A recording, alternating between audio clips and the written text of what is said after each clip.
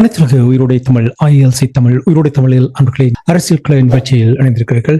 இன்றைய அரசியல் கலை நிகழ்ச்சியில் எங்களோடு கனடாவிலிருந்து அரசியல் ஆய்வாளர் நேரு குணரட்னம் அவர்களும் பிரித்தானியாவிலிருந்து போரியல் ஆய்வாளர் அரசு அவர்களும் இணைந்து நிகழ்ச்சியில் பங்கெடுக்கும் அரசியல் கலாம் நிகழ்ச்சியில் இன்றைய தலைப்பு பேரழிவுகளும் இடர்களும் அவற்றிலிருந்து மீண்டு வருவதற்கான முன் எச்சரிக்கைகளும் என்ன என்ற விடயங்களை நாங்கள் பார்க்க இருக்கின்றோம். இங்கே எங்களோட கலையத்தில் இணைந்திருக்கின்றார்கள். அன்பர்களே, நீங்களும் இணைந்து உங்களுடைய கருத்துக்களை மிகவும் சுருக்கமாக தர வேண்டும். கேள்விகள் இருந்தால் நீங்களும் தொடுக்கலாம் என்று கேட்டுக்கொண்டு இங்கே கலையத்தில் எங்களோடு கனடாவிலிருந்து நேரு குணரட்னம் அவர்கள் இணைந்திருக்கிறார். வணக்கம் நேரு அவர்களே. அதே போல் பிரித்தானியாவிலிருந்து போரியல் ஆய்வாளர் அரசு அவர்கள் இணைந்திருக்கின்றார். வணக்கம் அரசு அவர்களே. வணக்கம் அனைத்து தமிழ் உறவுகளுக்கு அன்பு வணக்கம். இருவருக்கும் வணக்கத்தை தெரிவித்துக் கொண்டு, அன்பர்களே, நீங்களும் உங்களுடைய அழைப்பினை மேற்கொள்ளுங்கள் என்று கூறிக்கொண்டு, பேரழிவுகளும் இடர்களும் என்று கூறும் பொழுது ஒரு சமூகத்தின் வாழ்வாதாரத்தை எந்த நேரத்திலும் அச்சுறுத்தலாம். எதிர்பாராத நிகழ்வுகள், சவால்களை சமாளித்து உயிரையும் உடைமைகளையும் இழப்புகளையும் குறைப்பதுதான் எங்களால் செய்ய முடியும். என்றால் அது இயல்பாக இயற்கையாக நடைபெறுகின்ற விடயங்கள். திட்டமிடல் நிச்சயமாக இதில் முக்கியமாக இருக்கின்றது. பொதுவாக விழிப்புணர்வு வித்தியாசமாகவும் இருக்கின்றது என்பதை இந்த நேரத்தில் நாங்கள் சுட்டிக்காட்ட வேண்டும். அழிவுகளை எதிர்கொள்ளும் நாம் முன்கூட்டியே செய்ய வேண்டிய முன்னெச்சரிக்கை நடவடிக்கைகள், தற்காப்பு உத்திகள் என்னவாக இருக்க வேண்டும் என்ற விடயங்களை நாங்கள் இப்பொழுது காணப்போகின்றோம். நேரு அவர்கள், உங்களிடம் வருகின்றேன். இந்த சமீபத்தில் இலங்கை தீவு முழுவதுமே தித்வா புயல் சூறையாடி இருக்கின்றது. கோர தாண்டவம். அதனால் பாரிய தாக்கம் ஏற்பட்டிருக்கின்றது. அந்த தாக்கத்தினூடாக உயிர்கள் இழக்கப்பட்டிருக்கின்றது, உடைமைகள் இழக்கப்பட்டிருக்கின்றது. இது தொடர்பாக நீங்கள் முன்னெச்சரிக்கை நடவடிக்கைகள், தற்பாதுகாப்பு தொடர்பாக எவ்வாறு இதை கையாளலாம் என்ற விடயங்களை நீங்கள் கூறுவீர்கள். அதாவது இந்த பேரினத்தம் என்பது இன்றைய சூழல், இந்த காலநிலை மாற்றம், உலகளாவி ஏற்பட்டிருக்கக்கூடிய இந்த சுற்றுச்சூழல் பாதுகாப்பு என்கின்ற பிரதான விடயம். உலகத்தினுடைய காலநிலை மிக மோசமாக மனிதனால் மாற்றப்பட்டிருக்கிறது. இது கடந்த 10 ஆண்டுகள் இதனுடைய கோர தாண்டவத்தை சந்திக்காத நாடுகளே இல்லை என்றலாம். அது அதிகரித்த மழை, சூறாவளிகள், வறட்சி, மோசமான பனிப்புயல் என்று அது பல்வேறு வடிவங்களை பெற்று இந்த தாக்கம் உலகத்தில் அனைவராலும் உணரப்பட்டிருக்கிறது ஏதோ ஒரு காலப்பகுதியில். ஆகவே நாடுகளை பொறுத்தவரை முதன்மையான விடயமாக மாறி இருக்கக்கூடிய ஒரு விடயம் இந்த அனர்த்தங்கள் சம்பந்தமான ஒரு முகாமைத்துவ சார்ந்த கட்டமைப்பு. அது பிரதானமாக அமைச்சுகளில் ஒரு முக்கிய பொறுப்பை அது பெற்றுக் கொள்வது.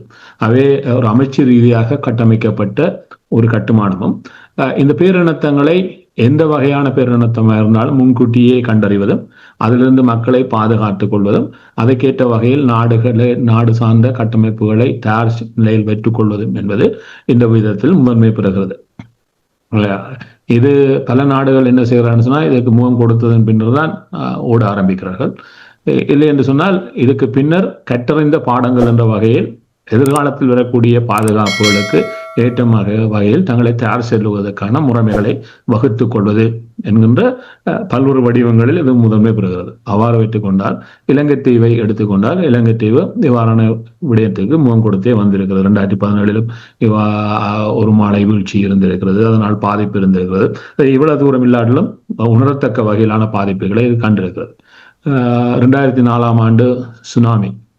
ஏன்னா அதுவரையும் சுனாமி என்பது ஒரு பேரளவில், நான் அப்பொழுது வன்னியில் இருந்தவன், காலை செய்திகளில் இருந்த இடத்தில் கேட்டுக்கொண்டிருக்கிறேன். சுனாமி தாக்கிதங்கள், நான் இந்த பேர் பரிச்சயமாக இருக்கிறது, எங்கேயோ கேட்ட மாதிரி இருக்கிறது. என்னால் அதுவரையும் இவ்வளவு ஆண்டு வாழ்க்கையில் அது ஒரு நாள் நடைபெறவில்லை. ஒரு 40க்கு மேற்பட்ட ஆண்டுகளுக்கு எனக்கு அது கேள்விப்பட்ட நிகழ்வாக அமையவில்லை. முதற்தடவையாக எங்கோ கேள்விப்பட்ட ஒரு விடயம் நடைபெறுகிறது. அதுக்கு பின்னர் சுனாமி நிறையவே நடந்து விட்டது. 2004 பின்னர் ஜப்பான் எதிர்கொண்டது, ஏனைய நாடுகளுக்கு தொடர்ந்து எச்சரிக்கைகள் தொடர்ந்து விடப்படுகிறது, சிறிய அளவிலான சுனாமிகள் உருவானதெல்லாம் இருக்கிறது. இவ்வாறு என்று சொன்னால், இந்த அனர்த்தங்கள் இப்பொழுது சுனாமி ஏற்பட்ட பொழுது சுனாமியை குறித்த எச்சரிக்கையை மக்களுக்கு விடுவதற்கான எந்த ஒரு முறைமையும் இலங்கையில் இருக்கவில்லை. அதனுடான பாடம் என்ன சொன்னால், எதிர்காலத்தில் வரக்கூடிய சுனாமிகளுக்கு இலங்கை தயார் செய்யப்பட வேண்டும், மக்கள் தயார் செய்யப்பட வேண்டும், அறிவுறுத்தல்கள் விடுக்கப்பட வேண்டும். ஏன்னா கடல் திடீரென உள்வாங்குகிறது. 1 கிலோமீட்டர் கடல் உள்ளே போய்விட்டது. மக்கள் வீதிகளில் கரையோரங்களில் வந்து புதினம் பார்க்கிறார்கள், ஏன் இந்த கடல் உள்வாங்கி விட்டது என்று அவர்களுக்கு புரியவில்லை. பின்னால் ஒரு பேராபத்து வந்து கொண்டிருக்கிறது என்று. அதனால் இதுதான் இந்த சூழல். அவை இன்று இலங்கையில் பெய்திருக்கக்கூடிய இந்த வரலாறு காணாத மழை. இதே சமீப காலத்தில் இதுக்கு முன்னர் தாய்லாந்தில் ஒரு சில நாட்களுக்கு முன்னர் தாய்லாந்து நடைபெற்றது. அது இந்தோனேஷியாவில் நடைபெறுவது, தாய்லாந்தில் நடைபெறுவது, மலேசியாவில் நடைபெறுவது, அவ்வாறே நகர்ந்து அது இலங்கையை வந்து அடைகிறது. அவ்வாறாக இருந்தால் இதை இலங்கை இவ்வாறான கட்டமைப்பு இதுவரை உருவாக்கவில்லை. ஒன்று. இரண்டாவது, இலங்கையில் இவ்வாறான ஒரு அமைச்சே கிடையாது. அதுக்கு ஒரு அமைச்சரே, பொறுப்பான அமைச்சரே கிடையாது. இது பாதுகாப்பு அமைச்சின் கீழ் ஒடுக்கப்பட்டார்கள். கடந்த காலங்களில் அவ்வப்பொழுது இதற்கான முதன்மை வழங்கப்பட்டிருக்கிறது. தற்போதைய ஆட்சியில் அது எதுவும் கிடையாது. இது குறித்த எச்சரிக்கைகள் ஏனையவர்களால், இந்த தொழில்நுட்பத்தை கொண்டிருப்பவர்களால் வழங்கப்பட்டதாக சொல்லப்படுகிறது. அதை இலங்கையில் அது உதாசீனம் செய்யப்பட்டதாக சொல்லப்படுகிறது. அதில் இன்னொன்று சொல்லப்படுகிறது, இது அமைச்சரவைக்கு கவனத்துக்கு கொண்டு வரப்படவில்லை. அவ்வாறுன்னு சொன்னால் அமைச்சரவைக்கு கொண்டு வரப்படவில்லை, யாருக்கு வழங்கப்பட்டது, அவர்கள் என்ன செய்தார்கள் என்று பல கேள்விகள் வருகிறது. இதை கடந்து இது ஒரு பெரிய அனர்த்தத்தை ஏற்பட்ட பொழுது அதை உடனடியாக கையாளக்கூடிய முறைமைகள் நிறையவே சரக்கல்கள் இருந்திருக்கிறது. அதை இலங்கையினுடைய ஜனாதிபதி இருக்கக்கூடிய அனுர குமார திஸ்நாயக்க வெளிப்படையாக என்று ஒத்துக்கொள்கிறார். என்று சொன்னால் அவர் நியூஸ் வீக்குக்கு வழங்கி இருக்கக்கூடிய ஒரு நீண்ட செய்தியில் அதை அவர்கள் வலியுறுத்தி கேட்கிறார்கள். அவர் சொல்லுகிறார், இது கடந்த காலங்களில் இருக்கக்கூடிய தவறுகளுடைய ஒரு வடிவம் என்றார். அவர்கள் ஒரு ஆண்டுகள் ஆட்சியை கடந்து வந்திருக்கிறார்கள். ஆகவே தொடர்ச்சியாக கடந்த ஆட்சிகள் மீது பழி போடுவதை விடுத்து எவ்வாறு நகரப் போகிறார்கள். அவை நடந்து வைத்துக் கொண்டால் இதற்கு முகம் கொடுக்கக்கூடிய வகையில் எவ்வாறான மாற்றங்களை இலங்கை பெருமளவில் கண்டு கொள்ள வேண்டும் என்பது. அதாவது இதனுடைய தாக்கங்களை பார்க்கின்ற பொழுது குறிப்பாக மலையக பகுதியில், கண்டி, பதுளை, முருகேலியா பகுதிகளில் நிலம் எவ்வாறெல்லாம் பிளந்திருக்கிறது என்று பார்க்கின்ற பொழுது தெரிகிறது, மக்கள் வாழ முடியாத சூழலுக்கு பல இடங்களில் இப்பொழுது தள்ளப்பட்டிருக்கிறது. முழுமையாக அந்த மக்கள் அந்த இடங்களிலிருந்து நகர்த்தப்பட்டு வேறு இடங்களுக்கு நகர்த்தப்படக்கூடிய அளவுக்கு நிலம் பிளந்திருக்கிறது. அவை இது பல செய்திகளை சொல்லி நிற்கிறது. இந்த அனர்த்தம் எத்தகைய கூர தாண்டவங்களை பெறக்கூடிய நிலையில் இன்று வந்து சேர்ந்திருக்கிறது. அவ்வாறாக இருந்தால் இதற்கு தயார் செய்கின்ற வகையில் இலங்கை எவ்வாறு தன்னை நகர்த்திக் கொள்ளப் போகிறது என்றால், அதை அனுர குமார திஸ்நாயக்க சொல்லுகிறார், 2 அடி முன்னேறி 3 அடி சறுக்கியதாக மாறிவிட்டது என்று. அவை 2 அடி முன்னேறி 3 அடி சறுக்குவதாக இருந்தால் 1 அடி பின்னோக்கி தான் சென்றிருக்கிறோம். அவை அது ஒரு செய்தியை தெளிவாக சொல்லுகிறது. இப்பொழுது இங்குதான் ஒரு கேள்வி வருவது, சொல்லுக்கு முதல் செயல் இருந்தாக வேண்டும். அவ்வாறு இருந்தால் இந்த சொல்கள் எவ்வாறு செயலாக மாறப்போகிறது என்பதை இலங்கை சுற்றி நிற்கிறது என்று சொன்னால், இதனுடைய இன்றைய தரவுகள் முழுமையாக இன்னும் திரட்டி கொண்டிருக்கிறார்கள். ஆனால் திரட்டக்கூடிய செய்திகள் சொல்லக்கூடிய விடயங்கள், அதாவது பலரும் ஆய்வுகளை இலங்கைக்கு செய்யப்படுகிறது, இலங்கையை கடந்தவர்கள் செய்கிறார்கள், வேர்ல்ட் பேங்க் செய்கிறது, UNDP ஒரு அறிக்கையை இடைக்காலமாக வெளியிட்டிருக்கிறது. அது சொல்லுகிறது 2.3 மில்லியன் மக்கள் பாதிக்கப்பட்டிருக்கிறார்கள், 1.1 மில்லியன் ஹெக்டேர்ஸ் நிலம் இந்த வெள்ளம் தாக்கம் செலுத்தி இருக்கிறது. அது இலங்கையுடைய மொத்த நிலப்பரப்பில் 20% என்கிறது. அரவாசி, இதில் பாதிக்கப்பட்ட மக்களில் அரவாசி பேர் அவர்கள் அன்ஏபிள் டு, அதாவது அன்ஸ்டேபிள் இன்கம் உடையவர்களாக இருக்கிறார்கள் சொல்வது, ஹை டெப்ட் உள்ளவர்களாக இருக்கிறார்கள் சொல்வது, limited ability to cope disaster என்கிறது. அவை அரவாசி பாப்புலேஷன் என்றால் 1.3 மில்லியன் மக்கள் இவ்வாறான சூழலில் வைக்கப்பட்டிருக்கிறார்கள் சொன்னால் அவர்கள் இருந்து மீண்டு எழுந்து வருவதற்கு இவ்வளவு தூரம் காலத்தை எடுத்துக்கொள்ள போகிறது என்பதை சொல்லுவது.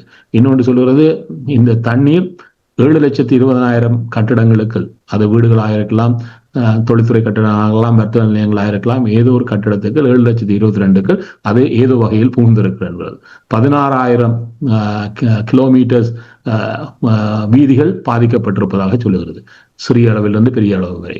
278 கிலோமீட்டர் நீளமான ரயில் பாதைகள் பாதிக்கப்பட்டிருக்கிறது, ஏதோ விதத்தில் ஒரு இம்பாக்ட் உள்ளாயிருப்பது. 480 பிரிட்ஜஸுக்கு இந்த தண்ணீருடைய தாக்கம் இருந்திருக்கிறது.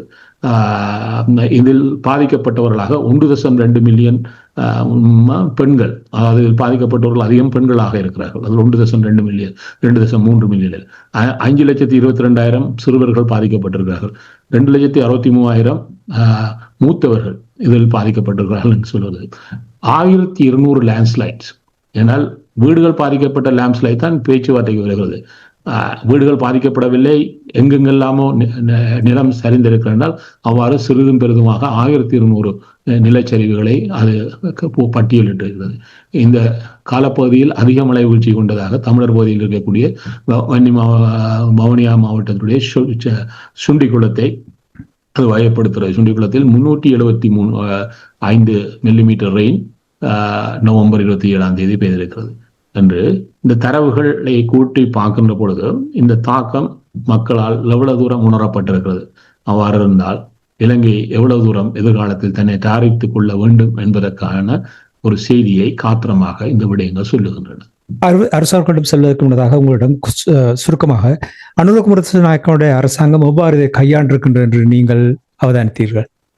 அவரே சொல்லிவிட்டார், நாங்கள் தவறளித்த இது எங்களுக்கு ஒரு பெரிய சவாலாக மாறி போய்விட்டது என்பதை இப்பொழுது அவர் வெளிப்படையாக சொல்ல ஆரம்பித்திருக்கிறார். அது அவர்தான் ஆக வேண்டும், இல்லை என்று சொன்னால் இது பாதிப்பை உருவாக்கும் அவர்களுக்கு.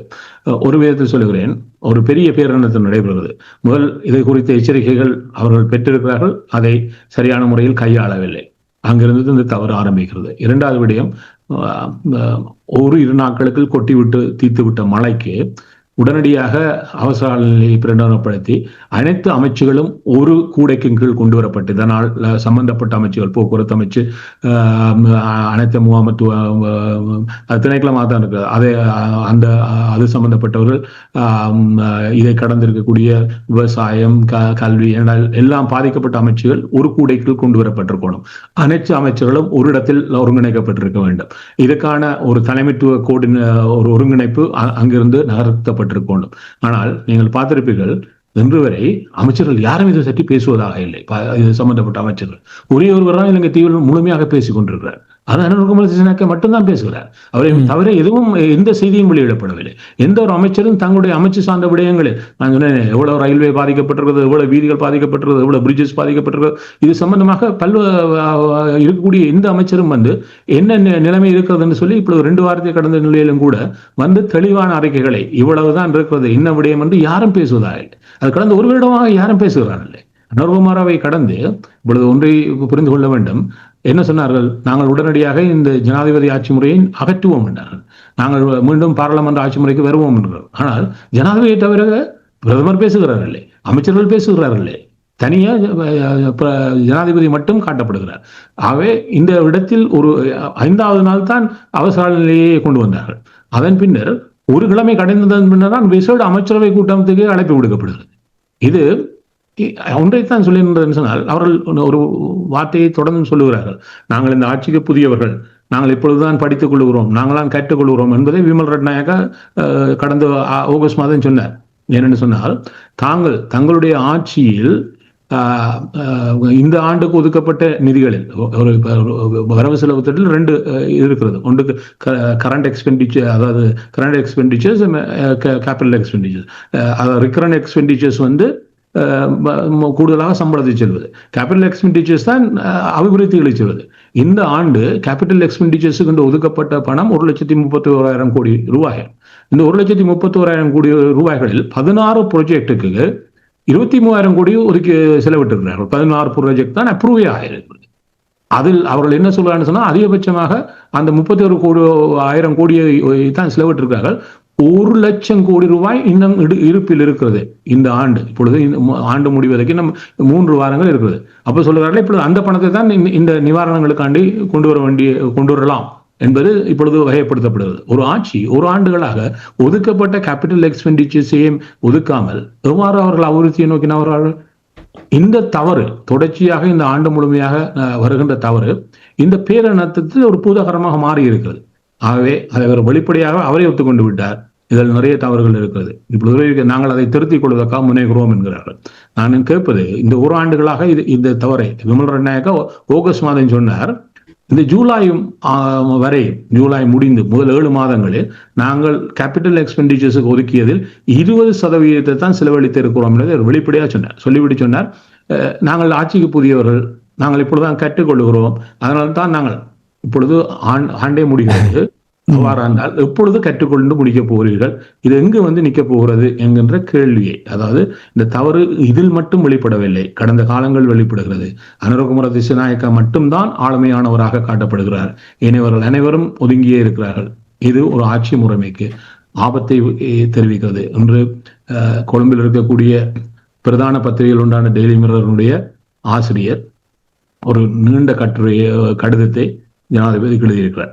அதில் அவர் பல்வேறு கேள்விகளை வைக்கிறார். உங்கள் மீது இவ்வளவு நம்பிக்கையை மக்கள் வைத்தார்கள், என்ன செய்ய போகிறீர்கள் என்கிற கேள்வியை கேட்கிறார். அதே கேள்விதான் இந்த பேரினத்திலும் வெளிப்பட்டு நிற்கிறது.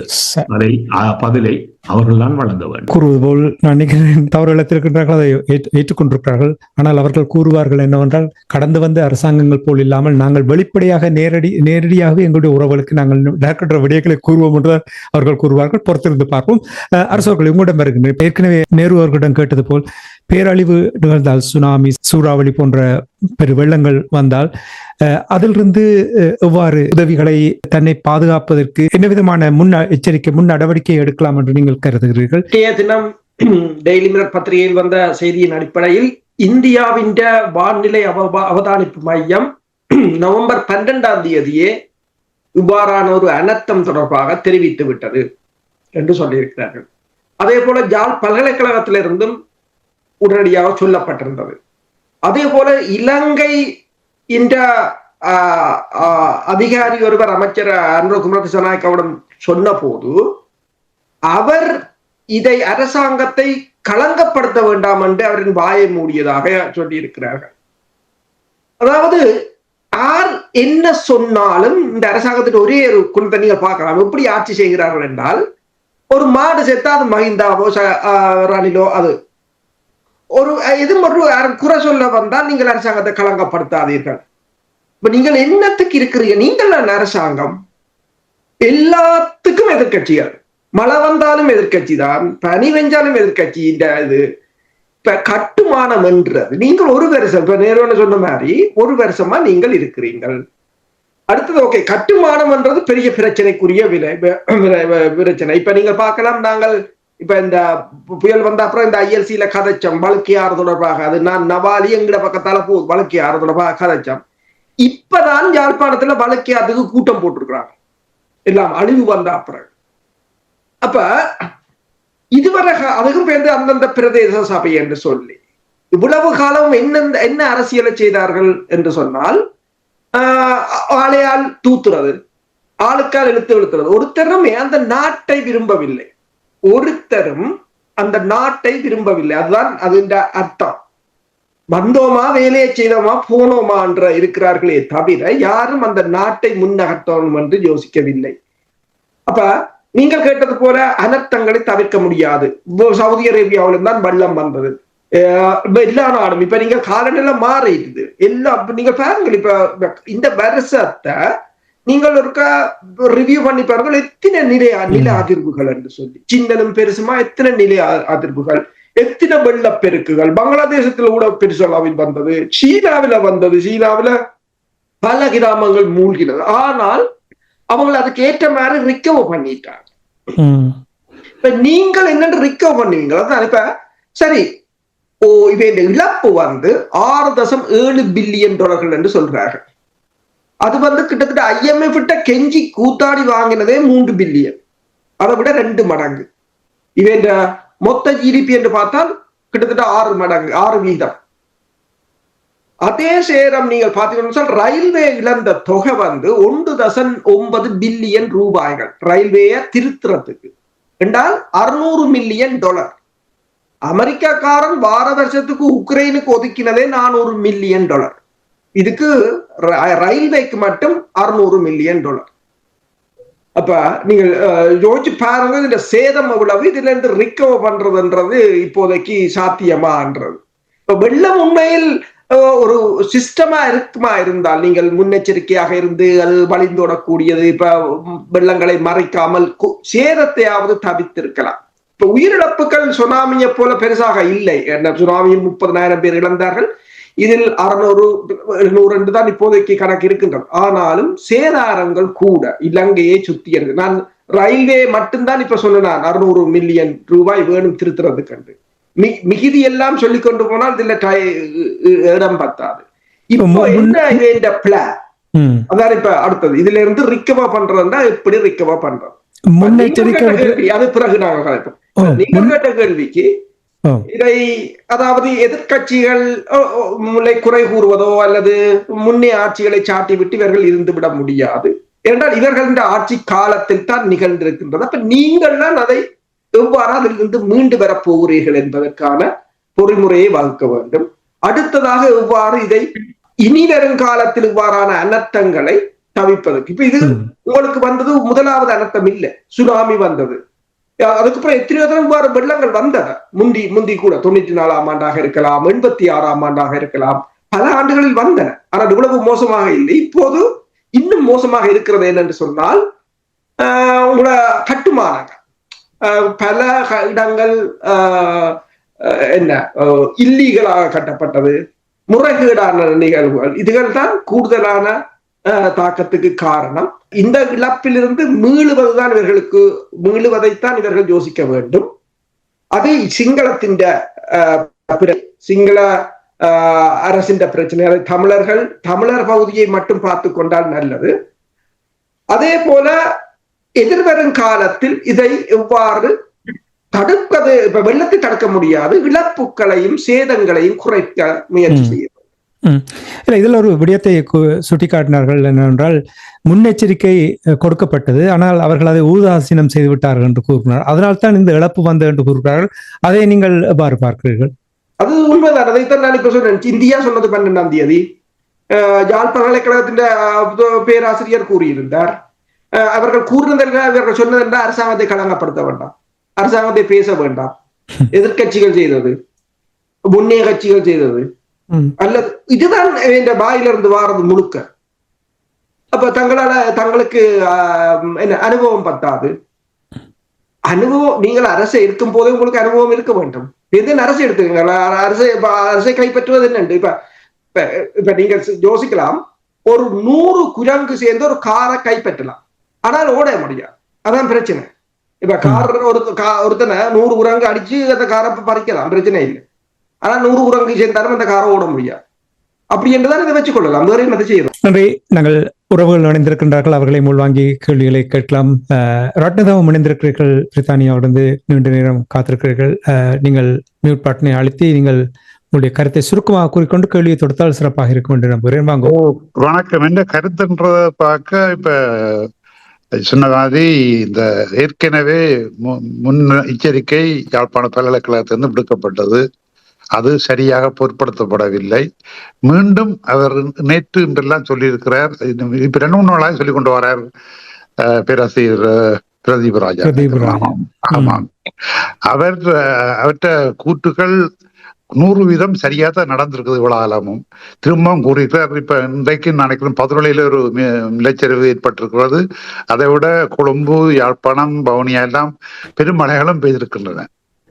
அப்ப நாங்கள் இதை மீண்டு வாரதுன்றது, நடந்ததுக்கு மீண்டு வாரதுன்றதுக்கு முதல் இப்ப வரப்போறது என்ன செய்ய போறோம்ன்றதுக்கான கட்டமைப்போல இவ்வளவு இந்த நாட்களுக்குள்ள ஆயுதப்படுத்திருக்கணும்.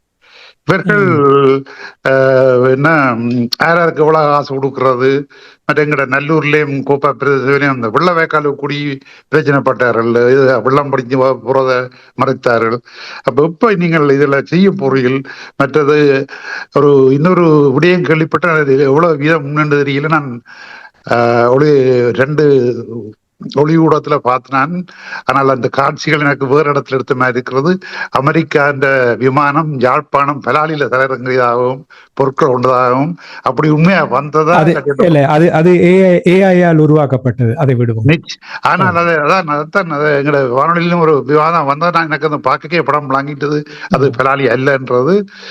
ஆனாலும் இப்ப அரசாங்கத்துக்கு கிடைத்த உதவிகள் தமிழ் மக்களுக்கு வழங்கப்படுதா மலையை தவிர்த்து? ஏனென்றால் தமிழ் மக்கள் வெளிநாட்டில் உள்ள புலம்பெயர்ந்த தமிழர்கள் அனுப்பி எத்தனையோ விதமாக பல இடங்களுக்கும் செல்லுகிறது. மன்னார், யாழ்ப்பாண பகுதி, கிளிநொச்சி, முல்லைத்தீவு, மலையகம் எல்லாத்துக்கும் தனிப்பட்ட அரசாங்கம் ஏதாவது மலையத்தை தவிர கிடைத்ததா?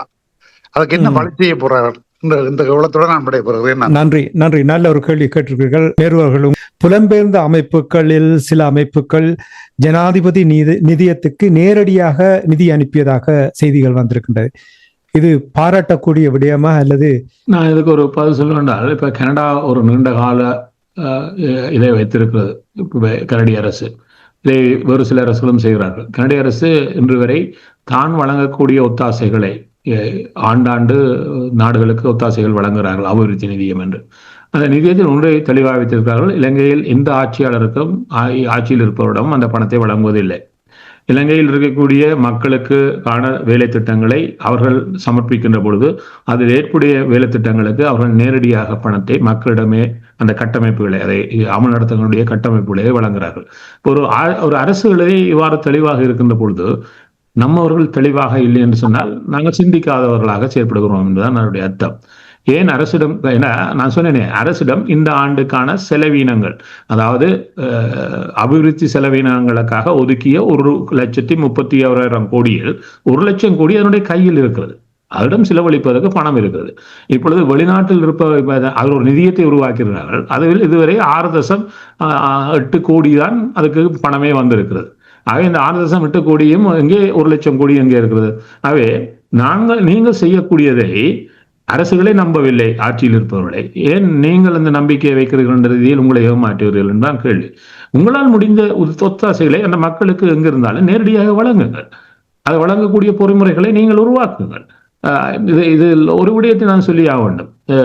இது ஒரு சிறந்த வாய்ப்பை தமிழ் சமூகத்திடம் தந்தது. அதை மீண்டும் நாங்கள் தவற விட்டுக் கொண்டிருக்கிறோம் என்பதை அனைவரும் புரிந்து கொள்ள வேண்டும். 2009 முன்னர் தாயகத்தில் இருக்கக்கூடிய அனைத்து கட்டமைப்பு, அதாவது செயற்பாடுகளுக்கும் ஒரு ஒருங்கிணைப்பு நிலையமாக தமிழர் புனர்வாழ்வு கழகம் இருந்தது. 2004 சுனாமி வருகிறது. மன்னி பிரதேசத்தில் ஒரு நிலரசு இயங்கிக் கொண்டிருக்கிறது. 28 துறைகளை அல்லது அரசு கட்டமைப்புகளாக அவை இயங்கிக் கொண்டிருக்கிறது. அவை அனைத்தும் ஒரு புள்ளியில் இணைந்தது தமிழர் புனர்வாழ்வு கழகத்தில். அங்கிருந்துதான் அனைத்து செயற்பாடுகளும் ஒருங்கிணைக்கப்பட்டன. எவ்வளவு சிறப்பாக நடைபெற்றன்னு சொன்னால், காலை சுனாமி அடித்து விட்டது. 12 மணிக்கு நாங்கள் பழையை சுற்றி இருக்கக்கூடிய பாடசாலைகளில் செல்லுகிறோம். அந்த பாடசாலைகளில் எந்தெந்த கிராமத்தில் பாதிக்கப்பட்ட மக்கள் இருக்கார்களோ அந்த கிராமத்தில் இருப்பவர்கள் அனைவரும் ஒன்றாக திரட்டப்பட்டு ஒரு இடத்தில் கொண்டு வந்து சேர்க்கப்பட்டார்கள். அவர்கள் 10 இடத்துக்கு கொண்டு போகப்படவில்லை. அது சார்ந்த கிராம சேவரும் அதே இடத்தில் இருந்தார். இப்ப அவருக்கு அந்த கிராம சேவருக்கு அந்த கிராமத்தில் இருக்கக்கூடிய குடும்பங்கள் எத்தனை இருக்கிறார்கள், ஒவ்வொரு குடும்பத்திலும் எத்தனை பேர் இருந்தார்கள், ஆண் பெண் எவ்வளவு பேர் இருந்தார்கள், சிறுவர்கள் இருந்தார்கள், தெளிவாக இருந்தது. அவர் உடனடியாக ஒவ்வொரு குடும்பத்தையும் சந்தித்து விட்டு நாங்கள் 12 மணிக்கு மதியம் 12 மணிக்கு போகின்ற பொழுதே தெளிவான ஒரு இதை தந்தார். என்னுடைய கிராமத்தில் எத்தனை பேர் இப்பொழுது இருக்கிறார்கள், இதில் சிறுவர்கள் அதாவது குழந்தைகள் எவ்வளவு பேர் இருக்கிறார்கள், அவர்களுக்கு உடனடியாக என்ன தேவைப்படுகிறது, அவர்களுக்கான பால் மாக்கள் முதற்கொண்டு ஆண் பெண்களுக்கு எத்தனை பேருக்கு ஒரு உடுப்புமெல்லாம் வந்திருக்கார்கள், அவர்களுக்கு உடுப்புடவைகள் என்ன எவ்வளவு தேவை, ஒரு பட்டியல் தரப்படுகிறது. நாங்கள் அவற்றை வாங்கி உடனே வெளியேறுகிறோம் என்று சொன்னால் அதுக்கு மேலதிகமாக இருப்பதற்கு தேவையில்லைன்னா அவ்வளவு விவரம் உடனடியாக தரப்படுகிறது. அவர்கள் பிரித்து வைக்கப்படவில்லை. கிராமமாக ஒரு கட்டிட, அதாவது பரந்தன் பழையில் இருக்கக்கூடிய பிரதான பாடசாலையில் ஒரு 7-8 கிராமத்தை சேர்ந்தவர் இருந்தார்கள். இந்த ஒவ்வொரு பில்டிங்கிலும் ஒவ்வொரு கிராமத்தை தங்க வைக்கப்பட்டிருந்தார்கள். இரண்டாவது விடயம் என்று சொன்னால், சில பேருடைய வீடுகள் பாதிக்கப்படவில்லை. ஆனால் ஆபத்தை எதிர்கொண்டு மீண்டும் ஆபத்து வரலாம் என்ற ரீதியில் அவர் அந்த கிராமங்களிலிருந்து வெளியேற்றப்பட்டிருந்தார்கள். வெளியேற்றப்படுகின்ற பொழுது கிராமத்தை விட்டு ஒருவரும் வரமாட்டார்கள் பயத்தில். இந்த வீட்டை விட்டு போனால் களவெடுத்து விடுவார்கள். அந்த பகுதிகள் முழுமையான பாதுகாப்பு ஒழுங்கு செய்யப்பட்டிருந்தது. நாங்கள் அந்த பகுதிக்கு பின்னர் சென்று போன பொழுது உடனடியாக மறைக்கப்படுகிறோம். ஏனென்றால் யார் என்பதை எல்லாம் உறுதிப்படுத்தித்தான் உள்ளே விடுகிறார்கள் என்றால் அந்த வலயமே பாதுகாப்பு வலயமாக மாற்றப்பட்டிருந்தது. இவற்றை இப்பொழுது ஏன் செய்திருக்கலாம் தானே, செய்வதில் என்ன தவறு சவால் இருக்கிறது என்று பலர் வெள்ளம் வருகிறது வீட்டை விட்டு வெளியேறுங்கள் என்று சொன்ன பொழுது வெளியேறாமல் இருந்தார்கள். கம்பகா கொழும்பில் வேண்டாம், வீட்டை விட்டு போனார் கொள்ளையடிச்சுவாங்க. நீங்கள் அந்த பாதுகாப்பை மக்களுக்கு உறுதி கொடுத்திருந்தீங்கன்னா அது நடைபெற்றிருக்காதானே. இப்பொழுது அதை மாற்றி வருகிறேன். இப்பொழுது தமிழர்களுக்கு இன்று வரை நாங்கள் ஒரு நிவாரண கட்டமைப்பை இந்த 16 ஆண்டுகளாக சரியாக உருவாக்கவில்லை. 100,000 பேராக, அதாவது இதுவரை 100 பேராக உதவி செய்து கொண்டிருந்தார்கள்.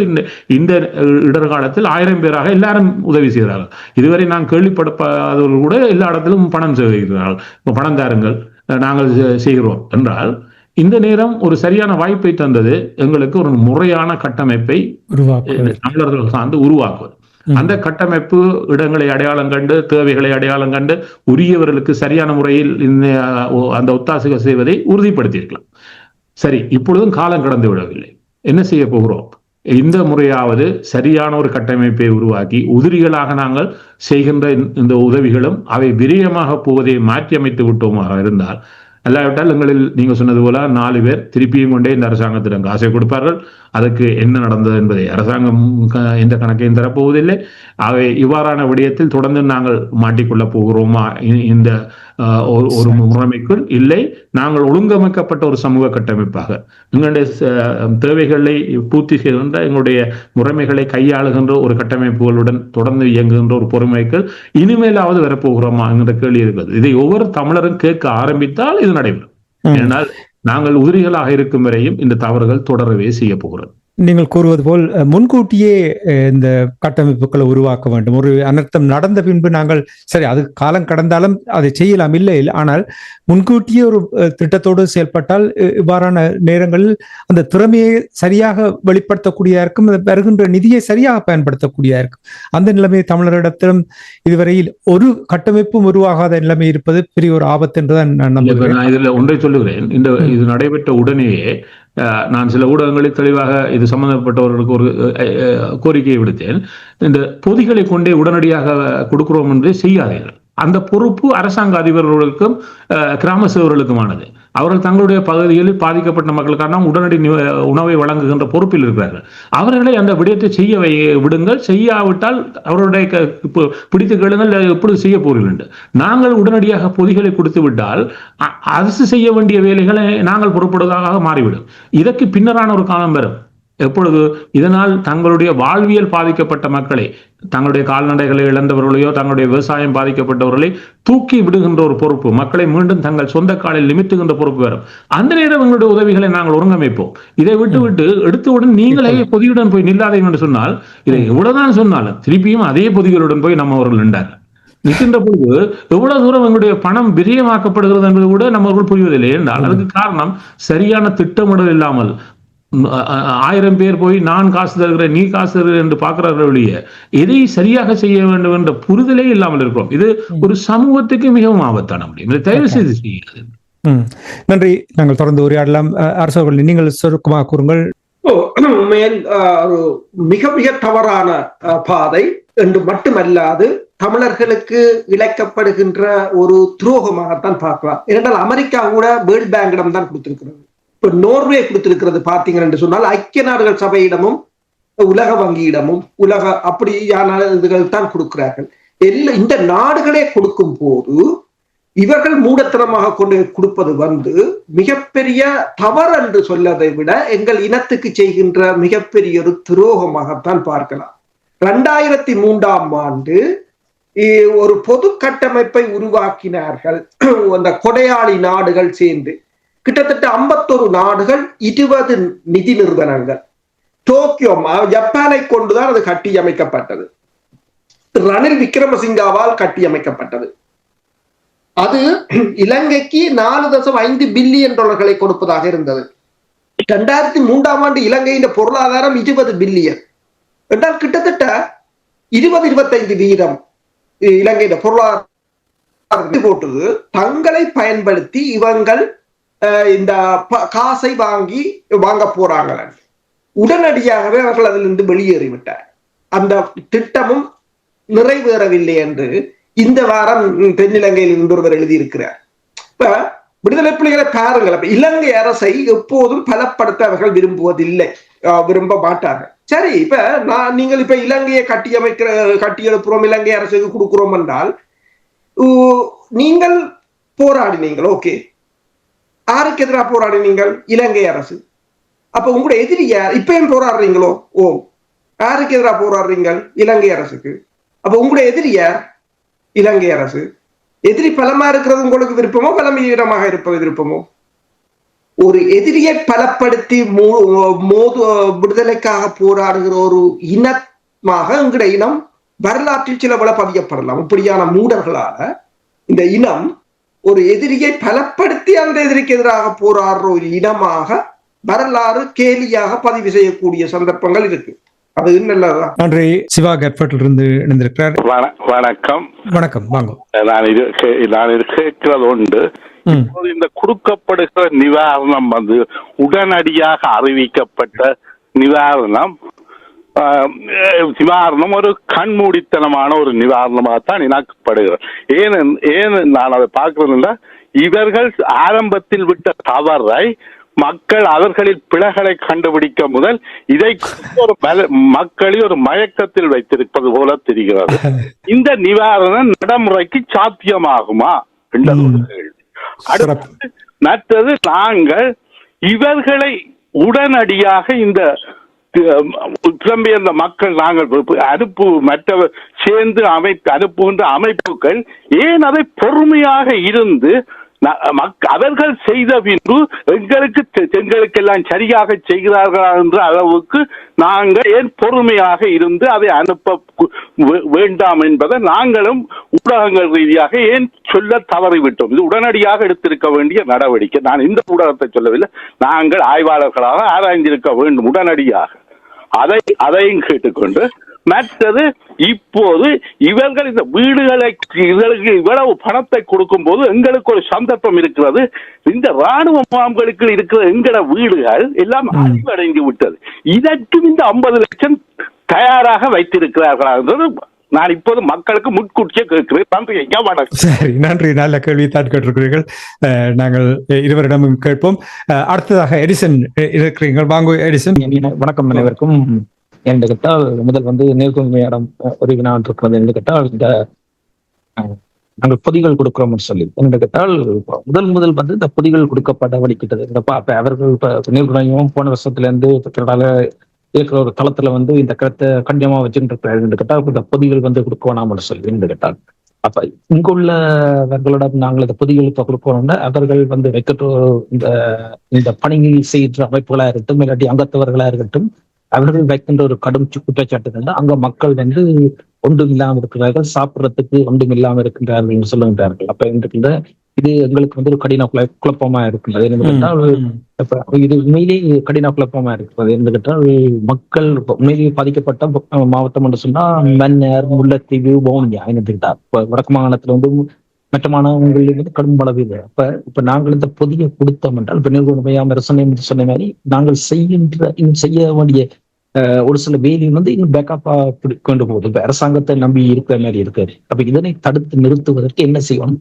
இவர்கள் ஏன் இந்த புரிதல் இல்லாமல் செய்ய? இது ஒரு முதலாவது கேள்வி. இரண்டாவது கேள்வி அரசனை இறந்த கேள்வி. இது முதலாவது நேர்மையான, இரண்டாவது அரசனை இன்றைக்கு போன வேறம் கிளிநொச்சியில் உள்ள ஒரு டிவிஷனல் செக்ரட்டரியோட கதைக்க கிடைச்சது. அவரோட கதைச்ச இடத்துல ஒரு கேட்ட கேள்வி கேட்டா அங்குள்ள கிராம சேவையாளர்கள் எப்படி வேலை செய்கிறார்கள் சொன்னா அவர் எனக்கு வெளிப்படையாற்றின பதில் கிட்டத்தட்ட 80% உண்மையா இருக்கிறார்கள். 15% கொஞ்சம் சுத்தமாத்தான் ஃப்ராட் தான் நடந்துட்டு இருக்கு. என்ன கேட்ட இப்ப தங்கட ஊருக்குள்ள வர வேண்டிய அந்தந்த ஊர் மக்கள் புலம்பெயர் தேசத்தில் இருக்கிறவர்கள் ஒருங்கிணைஞ்சு அந்த மக்களுக்கு ஒரு தடவைக்கு மேலாக 4 தடவை 5 தடவை எல்லாம் உதவி செய்கிறார்கள். அப்ப இதனை தடுத்து நிறுத்துவதற்கு எங்களுக்கு போன வருடம் இது இல்லை. எந்த உள்ளூராட்சி சபை இல்லை. அப்ப இந்த முறை கிராம சேவையில் இருக்கிற உள்ளூராட்சி சபை இருக்கு, நகர சபை இருக்கு, மாநகர சபை இருக்கு, அதுக்கு மேல பாராளுமன்ற உறுப்பினர்கள் இருக்காங்க. அப்ப இந்த கட்டமைப்பு அங்க இருக்கும் பொழுது இப்படியான ஒரு சில ஃப்ராட்டுகள் கண்ட்ரோல் பண்ணுவதற்கு இவர்கள் செய்ய வேண்டிய வேலை, இந்த டிவிஷனல் செக்ரட்டரி செய்ய வேண்டிய வேலை. இதில் இவர்கள் இவர்கள் இப்படியே பிழை விட்டு கொண்டிருப்பார்களா இருந்தா இந்த புலம்பெயர் தேசத்துல இருக்கிற தமிழர்களுடைய நிதி இதுக்காண்டி ஒரு கோடிக்கணக்கில் இதுக்கான செலவழிக்கப்பட இருக்குது. என்று கேட்டால் இதனை கட்டுப்படுத்துவதற்கு இவர்கள் இனிவரும் காலத்தில் இதுக்கான ஒரு பொது கட்டமைப்பை உருவாக்கி இந்த நிதியை கண்ட்ரோல் பண்ண. கனடாவிலிருந்து கிட்டத்தட்ட ஒரு கிழமைக்கு குறைஞ்சது 25-30 லட்சம் ரூபாய்க்கு மேலதான் போய்கிட்டு இருக்கிறது ஒரு நிதி மையத்திலும் இருந்து. அப்ப இதனை இவர்கள் ஒழுங்குபடுத்தி ஒரு குடைக்கைகளை கொண்டு வருவார்கள். இந்த நிதி அங்க சேரும் போது இவ்வளவு ஒரு வலுவான இப்ப கடந்த 5 வருடத்துக்கு மேலாக தமிழகத்துல எங்களுக்கு கடும் மழை பெய்து இதுக்கான ஓடிங்க கொடுத்துருக்கிறான். இருந்தாலும் மக்கள் இதுல வெளிப்படையாம இருக்கிறாங்க. இருந்துகிட்டா இன்னும் யாழ் மாவட்டத்துக்கு போறீங்கன்னா அங்குள்ள சாக்கடைகள்ல 2 பக்கங்களும் பிளாஸ்டிக் கழிவுல பிளாஸ்டிக் போத்தல்களை போட்டு வைக்கிறாங்க. அப்ப சாதாரணமா ஓடுகின்ற இந்த ட்ரைனேஜுகளால் ஓடுகின்ற தண்ணீர் எல்லாம் இன்றைக்கு டவுனுக்குள்ள இன்றைக்கு தேங்கி நிற்கிறதுன்னு. அப்ப இதுல இருந்து நாங்கள் எப்படி வெளிப்படைய போறோம்? இப்ப இந்த விஷயத்துல மாநகர சபையில இருக்க மணிவண்ணன் இதனை ஒரு கட்டுப்படுத்துவதற்கான ஒரு சொந்த ஒரு பொறிமுறையை உருவாக்கினார். அவருடைய காலத்துக்கு பிறகு இன்றைக்கு அதை திரும்பவும் சிதைஞ்சிருக்கிறது. அப்போ ஒருவர் ரோல் மாடலா இருந்துட்டு போய்க்க இப்ப இருக்கிற மாநகர சபையுடைய முதல்வர் இதில் ஏன் பிழைகிறார்? இதனை இவர்கள் கட்டுப்படுத்தி இதனை ஒரு நெறிப்படுத்துவதற்கான ஒரு விழிப்புணர்வுக்கான வேலை திட்டத்தை எப்ப தொடங்குவார்கள்? இந்த மழையை கட்டுப்படுத்த முடியாம விட்டாலும் இதன் தாக்கங்களை குறைப்பதற்காக இவர்கள் என்ன வழியில் ஒரு வேலை திட்டத்தை தொடங்குவார்கள் என்பதை கேட்டு. நன்றி, வணக்கம். நன்றி ரிசன். நாங்கள் ஸ்ரீகுமார் அவர்களிடம் சென்றுவிட்டு நாங்கள் இருவரிடமும் உங்களுடைய கேள்விகளை நான் சிவா கேட்பட்டில் இருந்து இணைந்திருந்தார், அவருடைய கேள்வியும் உங்களுடைய கேள்வியும் நாங்கள் புரிதா. வணக்கம். வாங்க. வணக்கம். வாங்க. ஓமாம், என்னன்னு கேட்டால் துயரத்திலே என் கொடுந்துயரம். நீங்கள் சொன்ன மாதிரி நாங்கள் எந்த எதிரிக்கு எதிராக போராடினோமோ அந்த எதிரிக்கு நாங்கள் இன்றைக்கு அள்ளி கொடுக்குறோம். என்னுடைய காலையில பார்த்துன்னு ஒரு பெண்மணி தளத்துல போட்டிருந்தா, கொரியாவில வாழ்ற இலங்கையர் எல்லாம் சேர்ந்து 38.4 மில்லியன் ஏதோ சேர்த்து இலங்கை அரசாங்கத்துக்கு கொடுத்ததாக அந்த செய்தியை பரபரப்பா போட்டிருக்கிறோம். அப்ப இது என்ன செய்யணும்னு சொன்னா, நீங்கள் தமிழர் எல்லாரும் இப்படித்தான் அரசாங்கத்துக்கு காசை கொடுங்கன்னு சொல்லி பிரச்சாரம்.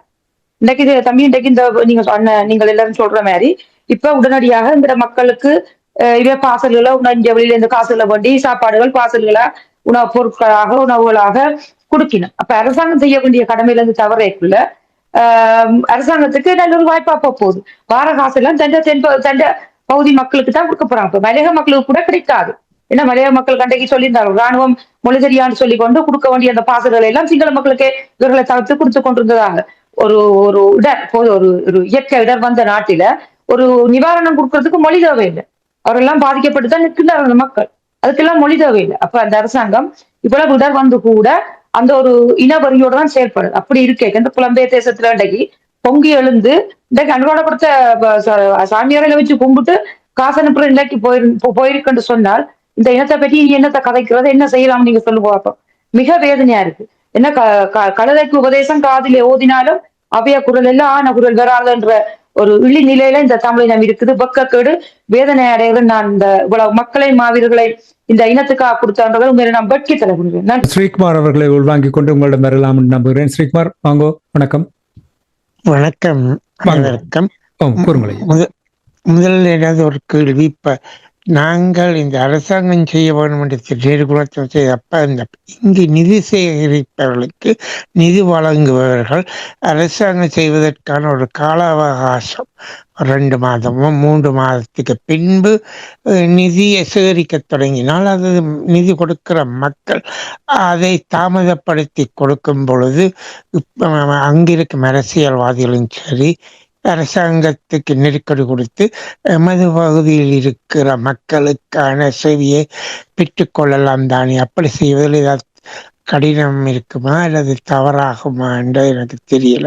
அது ஒரு கேள்வியை கேட்டுக்கொண்டு, என்ன நிதி கொடுத்தாத்தானே இவர்கள் உடனடியாக அரசாங்கம் செய்கிற வேலையை இவர்கள் செய்வார்கள். அப்ப மக்கள் தாமதப்படுத்தி கொடுக்க வேண்டும் என்றது.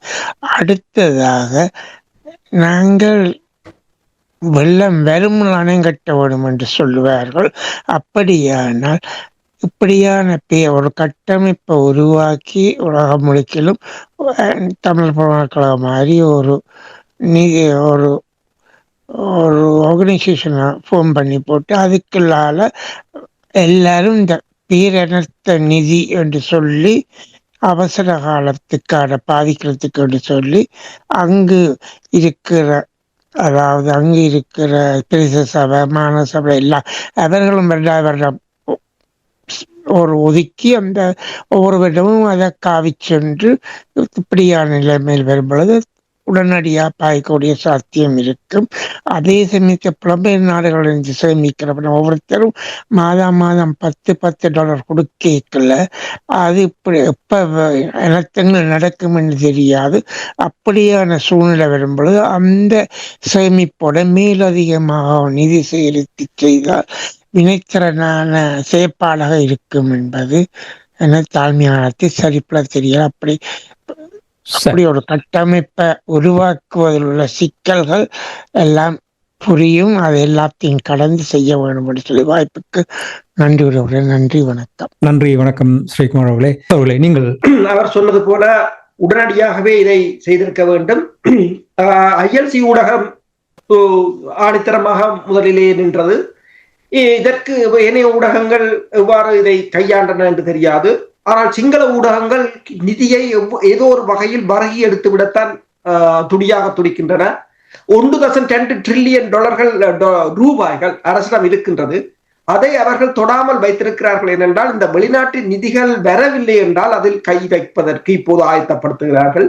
இப்போது அவர்கள் என்ன யோசிக்கிறார்கள் என்று சொன்னால், ஒரே இலங்கையர்கள் என்று சொல்லி தமிழர்களையும் ஏமாற்றி ரணில் ஜப்பானை கொண்டு ஒரு கட்டமைப்பு தேச கட்டுமானம் என்று கட்டியது போல இந்தியாவை முன்னிலைப்படுத்தி ஒரு கட்டியமைத்து இந்த நாடுகள் இந்த அனர்த்தத்தை மறக்க முதல் காசை வாங்கிவிட வேண்டும் என்று இப்போது தென்னிலங்கையில் கூறப்படுகிறது. இதில் தமிழாக்களையும் ஏமாற்ற வேண்டும் என்று சொல்லி இதற்குத்தான் பலமான ஒரு ஊடகம் தேவை என்று சொல்றது. தேசியம் சார்ந்த ஊடகம் தேவை என்றதும் இப்போது எல்லோருக்கும் நன்கு விளங்கியிருக்கு. மேல் ஒரு தேசியம் சார்ந்த ஊடகம், தெளிவான ஊடகங்கள் தேவை என்று. இப்ப நீங்கள் பார்த்தீர்கள் என்று சொன்னால் இப்ப சிவாசனது போல அந்த இராணுவ கட்டுப்பாட்டில் இருக்கின்ற வீடுகள், இப்ப இலங்கையின் அனர்த்தத்துக்கு முக்கிய காரணமும் இராணுவத்தை வடக்கிலும் கிழக்கிலும் முடக்கி வைத்தது, அவர்கள் போக முடியாத ஒரு நிலைமையும் தான் இலங்கையின் முக்கிய காரணம். இப்ப இலங்கை தனக்குத்தானே மண்ணள்ளி போட்டதாகவும் இருக்கின்றது. இப்ப அடுத்தது இந்த வீடுகள், இப்ப தமிழர்கள்ன்ற ஒரு குணம் இருக்கிறது. அரசாங்க காசை கூடி தமிழர் அங்க ஜிஎஸ் ஆக இருக்கலாம், டிஎஸ் ஆக இருக்கலாம், கிராம சேவையாளராக இருக்கலாம், அவர்கள்ட ஒரு பழக்கம் இருக்கின்றது. இப்பவும் நான் அங்கு கதைச்ச போது சொன்னார்கள், அரசாங்க காசை தங்கட காசை விட மோசமாகத்தான் பார்த்து செலவழிப்பாங்க. அதுக்கு 1008 கேள்வி கேட்டு கொடுக்காமல் விட்டு அதை திருப்பி அனுப்புற பழக்கம் அன்று தொட்டு இன்று வரை இருக்கிறது. எங்கட அதிகாரிகள், இப்படியான அதிகாரிகள் கிடைத்தது சாபக்கேடு. அதாவது அரசாங்கம் கொடுக்கிற காசையே கொடுக்க மனம் இல்லை. அதான் அந்த பிரச்சனை. தமிழர்கள் கொடுக்கின்ற காசு இவர்கள் கொடுக்கிறது அரிசி பருப்பெல்லாம் அதோட முடிஞ்சுக்கும். அதுக்கு அங்கால சரி தராது. என்னென்ன சொன்னால், இந்த 16 வருஷத்துக்குள்ள எத்தனை கோயில்கள் கோபுரங்கள் கட்டினார்கள்? கோடிக்கணக்கான ஒரு கிட்ட எங்க சண்டிலிப்பாய கிட்ட நான் நினைக்கிறேன் 3 கோடிக்கு ஒரு கோபுரம் கட்டி. நீங்க எத்தனை பாலம் கட்டினீங்க? எத்தனை குளம் கட்டினீங்க? எத்தனை வாய்க்கால் தூர்பார்? நீங்கள் ஒரு இனம் அந்த நாட்டை அபிவிருத்தி செய்து தலை நிமிரும்ன்றதுக்கு இது ஒரு உதாரணம். இந்த இனத்தின் செயற்பாட்டை வைத்துத்தான் ஒரு இனத்தின் தகமையையும் வாழ்தகவையும் கணிக்கலாம். நீங்கள் என்ன செய்கிறீர்கள் என்பதை. நீங்க கட்டிய கோயில்கள், அன்றைக்கு ஒருவர் எனக்கு சொல்கிறார், மலையகத்துல 32 சர்ச் கட்டினான் நான் என்று. ஆனால் அதால் என்ன பிரயோசனம்?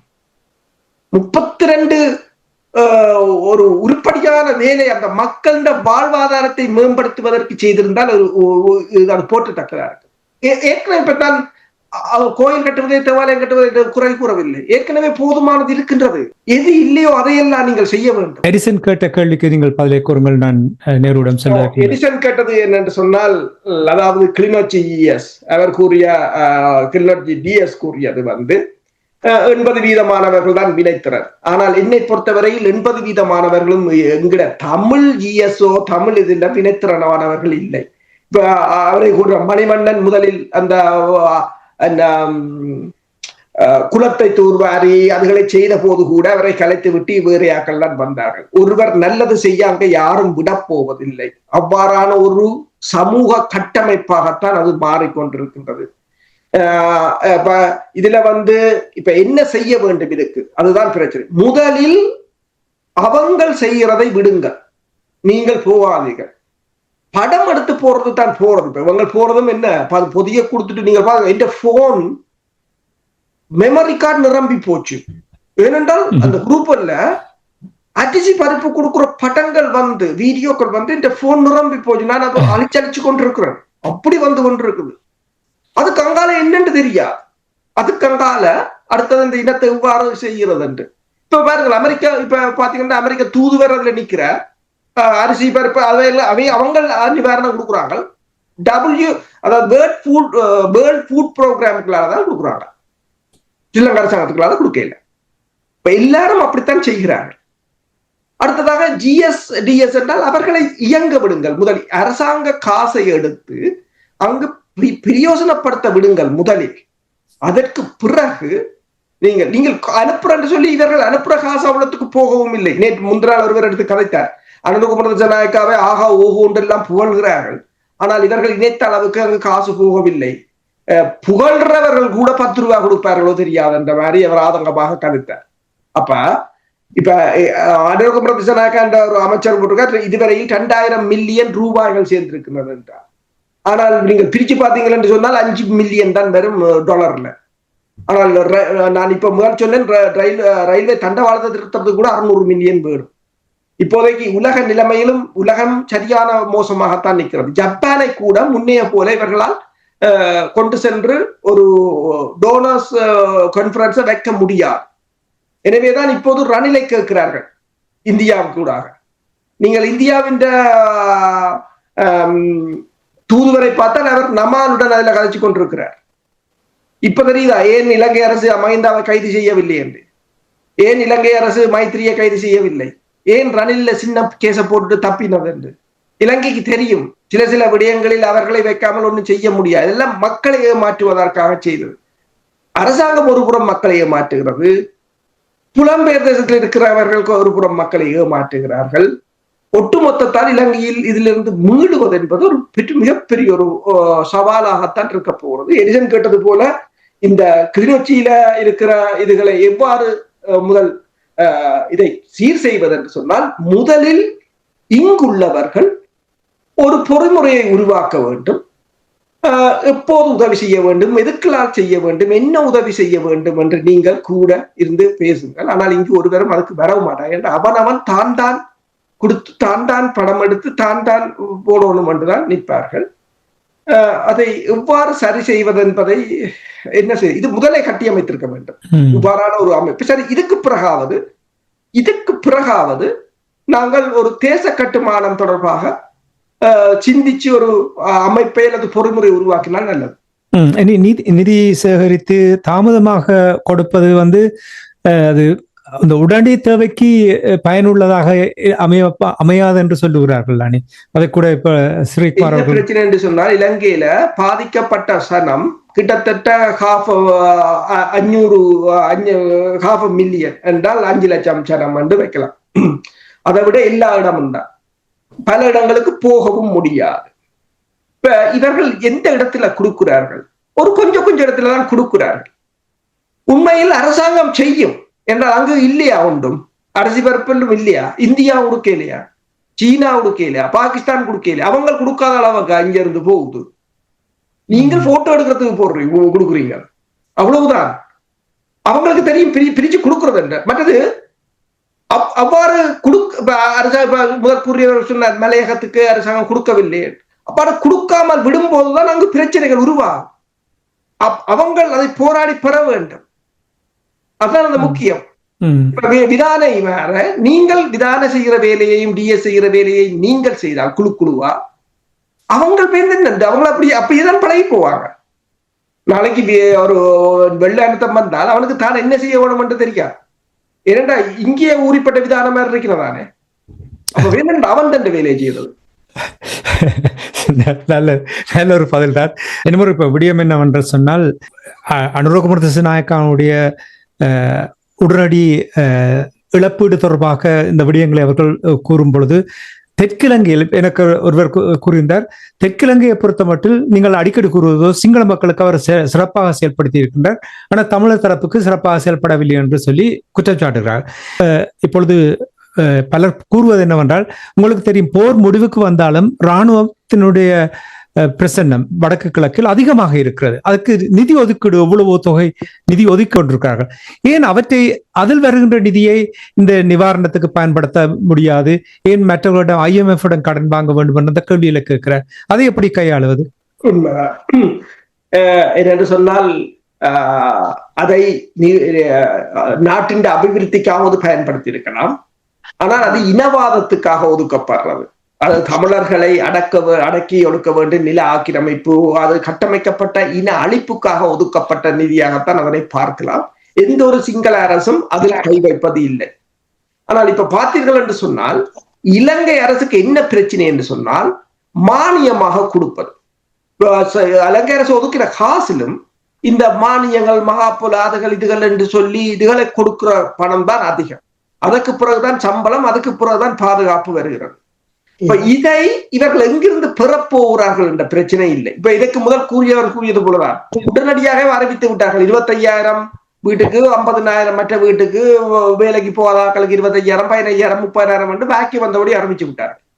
ஆனால் இவ்வளவும் இந்த தென்னிலங்கை பேப்பர்களை நீங்கள் தூக்கி பார்த்தால் தெரியும், இவ்வளவும் இவர்களால் இயலாது, இவர்களுக்கு அவ்வளவு காசு இல்லை. முதல் விழுந்த கட்டிடங்களை திருத்துவதற்கும் வாகனங்களை பழுதுபார்ப்பதற்கும் ரோட்டுகளை திருத்துவதற்கும் கூட கிட்டத்தட்ட 18 மாதம் எடுக்கும் என்று சொல்றாங்க. 18 அல்லது 2 வருஷம் எடுக்கும் என்று. அதுக்கு ஆட்சியே முடிஞ்சோம் அல்லது ஆட்சியே கலைஞ்சு போகும் என்ற ஒரு நிலையாகத்தான் இருக்கின்றது. இதை ஒரு வரியில் சொல்வதென்று சொன்னால், இந்த புயல் தென்னிலங்கையில் அடிச்ச முள்ளி வாய்க்காலாகத்தான் இருக்கும். அதே ஒரு அடியாகத்தான் இருக்கின்றது. அப்ப இதை நீங்கள் சொன்னது போல இப்ப இந்த பாதுகாப்பு தரப்பை இனியாவது இலங்கை அரசு, அதாவது அமெரிக்கா ஏன் தடைகளை கொண்டு வாரங்கள் என்று தெரியும் என்றால், தடைகளை கொண்டு வந்து பொருளாதாரத்தால் வீழ்த்தப்படும் போதுதான் படைத்துறை அரசியல் எல்லாம் பலவீனமாகும். இப்ப இந்த நிலைமையில் இலங்கை அரசு பொருளாதாரத்தால் விழுமாக இருந்தார், அல்லது தமிழர்களும் இதில் ஒற்றுமையாக நின்று இலங்கை அரசை ஒட்டுமொத்தமாக புறக்கணிப்பார்களாக இருந்தால், நீங்கள் கூறியது போல படையினரின் காசில் கை வைக்க வேண்டிய ஒரு நிலை அவர்களுக்கு வரும். இல்லை என்று சொன்னால் படையினர் சம்பளம் இல்லாமல் வேலை பார்க்க வேண்டிய ஒரு நிலை வரும். நேரு அவர்களுடைய இணைப்பு துண்டிக்கப்பட்டு விட்டது, ஆனால் அவர் மீண்டும் இணைந்து கொள்ளவில்லை. இன்னொரு கேள்வி இருக்கிறது. பலாலியில் அமெரிக்காவுடைய விமானம் வந்து இறங்கியது காட்சிகளை பார்க்கக்கூடிய இருக்கிறது. ஏஐயில் கிரியேட் அந்த உருவாக்கிய செயற்கை நுண்ணறை பயன்படுத்தி உருவாக்கிய காட்சிகளை பார்க்கும் பொழுது ஏதோ அமெரிக்கா நிவாரண பொதிகளோடு வந்திருப்பதும் அங்கே நிறைய நல்ல சாப்பாடுகளை சாப்பிட்டு பரிமாறுவது போல் இருக்கு. அமெரிக்காவுடைய இந்த விமானம் வந்ததுக்கு உண்மையான நோக்கம் என்ன? சில காட்சிகளை அந்த சாப்பாட்டை போட்டிருக்கிறார்கள். இன்றைக்கு நீங்கள் கதைத்த பிறகுதான் பார்த்தேன், அமெரிக்காவின் ட்விட்டர் தளத்துல போட்டிருக்கிறார்கள். அனுராதபுரத்துக்கும் யாழ்ப்பாணத்துக்கும் போனது அதே நேரம் இப்ப மாத்தளையிலும் போய் இறங்கி இருக்காங்க. அவங்க போயிருக்கிறாங்க, ஆனால் அதை வச்சுக்கொண்டு கூட படங்கள் இவர்கள் கிரியேட் பண்ணிருக்கிறார்கள். ஆனால் அது என்னென்று சொன்னால் C-130J என்ற விமானம் ஒரு சொல்லுவாங்க என்னென்ன ஹார்ட் லேபர் என்று சொல்லி, கடும் உழைப்பாளி. அது சின்ன ஓடு தளத்திலும் இறங்கக்கூடியது, ஹெவி வெயிட்டை காவக்கூடியது என்று சொல்லி. ஆனால் அதில் நீங்கள் யாழ்ப்பாணத்துக்கு கொண்டு போன பொருட்களை பார்த்தால் அதில் யாழ்ப்பாண அரசு அதிபரோட அவர்கள் கொடுத்து கொண்டிருக்கிறார்கள். கொழும்பில் இருந்து வாங்கித்தான் கொண்டு போயிருக்கிறார்கள். அவர்கள் காசைத்தானே கொடுத்தார்கள். அப்ப அது எங்க வாங்கினாலும் அது பிரச்சனை இல்லை. ஆனால் இந்த இந்தியாவுக்கு ரஷ்ய அதிபர் வந்து போனதும் இந்தியாவுடன் அவர் மேற்கொண்ட உடன்பாடுகளும் தான் இந்த அமெரிக்காவின் இந்த நகர்வுக்கு காரணமாக இருக்கிறது. என்றால் அம்பாறைக்கும் போய், அதாவது இலங்கை முழுவதும் அந்த விமானம் இப்போது சுற்றி கொண்டு விரிகிறது. 2 விமானங்கள், பொருட்களை ஏற்றுவது, பொருட்களை இறக்குவது, பொருட்களை ஏற்றுவது என்று. அதிலும் குறிப்பாக நீங்க பார்த்தீர்கள் என்று சொன்னால், பலாலிக்கு அவர்கள் அதாவது இந்திய IPKF இந்தியா ஏன் அனுப்பியதோ, அதாவது பலாலி தளம் அமெரிக்காவின் கையில் போய்விடக்கூடாது என்பதற்காக அனுப்பினார்கள். ஆனால் இன்று ஒரு துப்பாக்கி சூடு இல்லாமல் அமெரிக்கா எந்த இடத்திலும் தரையிறங்கலாம் என்ற ஒரு நிலையை கொண்டு வந்து விட்டது. ஜூலி சங் தான் இதுக்குரிய முக்கிய காரணியாக இருக்கிறார். அவர்தான் இதுல பிரதான ஒரு சூத்திரதாரியாக இருக்கிறார். இப்ப இந்த நிலையில் இந்தியா தொடர்ச்சியாக உதவிகளை செய்து கொண்டிருந்தாலும் இப்போது இலங்கை இந்தியாவைத்தான் முற்றுமுழுதாக நம்பி இருக்க வேண்டிய ஒரு சூழ்நிலைக்கு தள்ளப்பட்டிருப்பதாகத்தான் கூறப்படுது. நான் அரசனிடம் இன்னொரு கேள்வி என்று கேட்டால், இப்ப அரசனை சொன்ன மாதிரி தானே என்று கேட்டா, இந்த மக்கள் எல்லாரும் பிரிஞ்சு நின்று செய்கிறார்கள் என்ற மாதிரி எனக்கு ஒரு சின்ன உதாரணம் என்று கேட்டால், இங்க ஒரு குடும்பம் அரசனை அவர்களுக்கு மொத்தம் அவர்களுடைய குடும்ப உறுப்பினர்கள் 16 பேர் என்று கேட்டாங்க. அவர்களிடம் நான் ஒரு சின்ன உதவி என்று கேட்டேன். என்ன கேட்டீங்கன்னா, நாங்களும் கொஞ்சம் பேர் சேர்ந்து இந்த தாயத்துக்கு செய்வோம் என்று கேட்டால், அவர்கள் அவருடைய கணவன் எனக்கு சொன்ன ஒரு 11 சொன்ன இங்க எத்தையான் அமைப்புகளுக்கு தாங்க காசர மாட்டோம் முடிக்கணும். அந்த வார்த்தையை நான் புதுவழி என்றபடியா சொல்ல விரும்பவில்லை. இவங்களுக்கு நாங்க காசு தர மாட்டோம் வெளிப்படையாக சொன்னோம். ஏன்னு கேட்டா, இந்த காசு முதல்ல எங்க போகுதுன்றது தங்களுக்கு தெரியணும்னு படிக்கணும். அதுக்கு பிறகு எனக்கும் சொல்றதுக்கு பதில் இல்லை. என்னன்னு கேட்டா, நான் அதுக்கு பிறகு அவர்களுக்கு சொன்ன ஒரு பதில் என்னன்னா, அது கூட விருப்பப்படி எப்பயும் செய்து கொள்ள மாட்டேன். அப்ப சொல்லிக்கிறோம், இந்த அமைப்புகளுக்கு நாங்க காசை கொடுக்கறதையும் விட நாங்கள் தனி நபர்களா நின்று செய்துட்டோம்னா அந்த புண்ணியமாவது எங்களுக்கு வருவோம் என்று கேட்டாங்க. அப்ப இதுக்கு பிறகு அரசனா என்னத்தை சொல்றேன் என்று கேட்டா, அதான் நீங்களும் நேர்கொள்மையா சொன்ன மாதிரி எங்களுக்கான ஒரு பொது கட்டமைப்பு உருவாக்கப்படவில்லை. இந்த நிதிகள் இன்னைக்கு ஒவ்வொரு நாளும் வந்து இது சிதைக்கப்பட்டுதான் இருக்குது. என்னட்டா ஒவ்வொரு நாளும் ஒவ்வொரு கிழமையும் வந்து இன்னைக்கு கனடாவில் இந்த எனக்கு ஒரு தெரியக்கூடிய ஒரு இங்குள்ள ஒரு ஃபேமஸான க்ரோசரி ஸ்டோர் இருக்கு. அதுல இருந்து ஒரு கிழமைக்கு வந்து $35,000 கிட்ட போய்கிட்டு இருக்கிறது அரசு தமிழதாயத்துக்கு. அப்ப இது வந்து ஒரு சாதாரண ஆசா சொல்லுங்க. $35,000 ஒரு மாசத்துக்கு கிட்டத்தட்ட $1,50,000 கிட்ட போய்கிட்டு, ஒரு வருஷத்துக்கு அந்த கடையில இருந்து தமிழர்களுடைய நிதி மட்டும் $1.2 மில்லியன் கிட்ட போய்கிட்டு இருக்கு. இப்ப இப்படி எத்தனாயிரம் மணி அனுப்புற நிறுவனங்கள் கனடாவில் இருக்கின்றது. அப்ப இந்த காசை வந்து இவர்கள் கட்டுப்படுத்தி இது ஒரு ஒரு குடைக்குள்ள எப்படி கொண்டு போறாங்க. இன்றைக்கு எங்களுக்கான ஒரு பொது கட்டமைப்பு வேணும் என்று கேட்டு நிற்கிறோம். எல்லாரும் வந்து என்ன கிட்ட அரசியல் கட்சிகளால் செய்தார்கள், அப்படி இந்த தனி நிறுவனங்களுக்களால செய்தார்கள். அப்ப தமிழ் தேசியம் என்றால் என்ன? தமிழ் தேசியம் என்றால் தமிழ் தேசியத்தின் பேர்ல வச்சுக்கிட்டு இவர்கள் என்ன செய்கிறார்கள்? இப்ப அங்குள்ள வறுமை கோட்டுக்கு உட்பட்ட மக்களுக்கு இவர்கள் செய்கிறார்கள்டா அவர்களுடைய தேவை என்ன? நீங்களும் முதல் வந்து சொன்ன மாதிரி தான் நின்று கேட்டா. இப்ப என்ன கேட்டா, ஒரு குடும்பத்துக்கு நான் இப்ப 4 வருடத்துக்கு முன்னாடி ஒரு மாடு வெடி கொடுத்திருந்தேன். நான் வெளிப்படையா சொல்றேன். அந்த மாடு வெடி கொடுத்துருக்கேக்க வந்து அது வந்து கண்டு தாட்சியா இருந்த மாடு. அவர்கள் 4 ஆல்மோஸ்ட் 5 வருஷமாவது 5 வருஷத்துக்குள்ள வந்து 4 மாடு ஆக்கிட்டார்கள். அவர்கள் இருந்த வந்து ஒரு கொட்டக வீடு, அந்த கொட்டக வீட்டுக்கு அத்திவாரம் போட்டு வச்சிருக்கிறார்கள். அந்த அக்காவோட கதைக்கு அந்த அக்கா என்னோட சொல்லி சொல்றான், அண்ணா நாங்கள் ஓடி வச்ச இந்த மாடுல இருந்து இந்த தோடும் சிறை அதுகளோட தான் ஓடி வந்த நாங்கள். இன்றைக்கு எங்களோட வீட்டுல கொட்டகையும் இல்லை, ஆடு மாடு இல்லை, கிட்டத்தட்ட 12 லட்சம் ரூபாய்க்கு மேல பெறுமதியான சொத்துக்களை வந்து இழந்துட்டா. கேட்ட உடனே வலிக்கின்றது என்னென்ன, இதுல இருந்து இவர்கள் எப்படி மூளை போன்றார்கள், எப்படி மூளை போன்றார்கள், இதனை வந்து எப்படி கட்டுப்படுத்துவதற்கான ஒரு பொறிமுறையை நாங்க எப்படி உருவாக்க போறோம். நன்றி, வணக்கம். நன்றி. அது உண்மையில் ஒரு முக்கியமான விடயமாகத்தான் இதை பார்க்கப்படுகிறது. என்றால் இப்ப நீங்கள் உடனடி தேவைகளை கொடுக்கலாம், ஆனால் நீண்ட காலத்துக்கு எவ்வாறு அதை அவர்களுடைய தன்காலில் நிற்கக்கூடிய வகையில் எவ்வாறு செயற்படுத்துவது என்பது ஒரு பெரிய ஒரு கேள்வியாக இருக்கிறது. கூறுங்கள் அரசு. உண்மைதான். என்னென்று சொன்னால் நாங்கள் இதை முதலும் பேசியிருந்தோம். கோழி மட்டும் 30 லட்சம் இறந்திருக்கிறது. அதே போல ஆடு மாடுகள் மன்னார் பகுதியில் நீங்கள் பார்க்கலாம், எத்தனையோ கால்நடைகள் புதைக்க இடம் இல்லாமல் அவ்வளவு இறந்திருக்கிறது. யாழ்ப்பாணத்தை அது சுண்டிக்குளத்துடன் அந்த புயல் போனபடியால் யாழ்ப்பாணத்தில மற்ற பகுதி பெருமளவில் தப்பி விட்டது. ஆனால் வன்னி பக்கம் எல்லாம் கடுமையான அழிவு, நீர்ப்பாசனம் கடுமையான அழிவு, உணவு தட்டுப்பாடு வரக்கூடிய ஒரு நிலை. மக்கள் இப்ப சரி 50,000 கொடுத்தால், இப்ப எரிசன் சொன்னது போல 12 லட்சம் சொத்தென்றால் 50,000 இதற்கு காணும். அவர்கள் தற்போதைய நிலையில் ஒரு சாப்பிடவும் தற்போதைய தேவைகளை பார்க்கவும் தான் காணும்.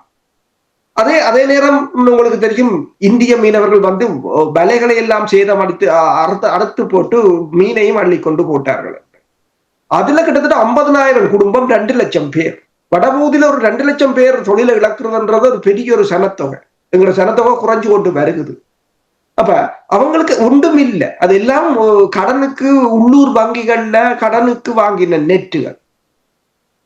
அப்ப இப்படியான, அதாவது ஒட்டு மொத்தமாக ஒரு பேரழிவைத்தான் சந்தித்து நிற்கின்றோம். இப்போது தமிழர் சந்தித்திருந்தார்கள், இப்போது சிங்களவர்களும் சந்தித்திருக்கிறார்கள்.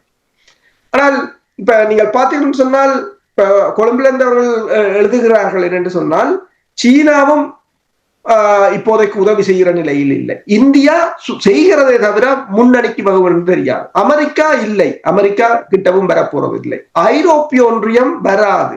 ஐரோப்பிய ஒன்றியம், அதாவது சுனாமி வந்த காலத்தில் அள்ளி கொடுத்தாரு, எல்லோரும் ஓடி வந்த அந்த நிலைமை இனி இல்லை. இப்ப எனவேதான் IMF-இடம் 200 மில்லியனை கடனாக கேட்டிருக்கார்கள், 3 வருஷத்துக்கு கடனாக. இப்ப நீங்கள் காசு போகுது, அது போகுது, இது போகுதுன்றீங்க. இன்று வரையிலும் சேர்ந்ததே ஒரு 6 மில்லியனுக்கு குறைவான டாலர்கள்லாம் இலங்கை அரசாங்கத்துக்கு சேர்ந்திருக்கிறது. பெரும் மக்களும் இப்ப புலம்பெயர் தேசத்திலும் பார்க்கலாம், ஏனைய நாடுகளிலும் கூட மக்களும் மிகப்பெரிய ஒரு நிதி நெருக்கடியில் தான் இருக்கிறார்கள். ஆனால் ஒன்றை நாங்கள் யோசிக்க வேண்டும், தமிழ் மக்கள் இதில் தெளிவாக இருக்க வேண்டும். ஏதோ ஒரு வகையில் தமிழர் தாயகத்தை காப்பாற்றுவதற்காக நேரடியாகவோ அல்லது வேறு வழிகளாகவோ அதனை செய்யலாம்.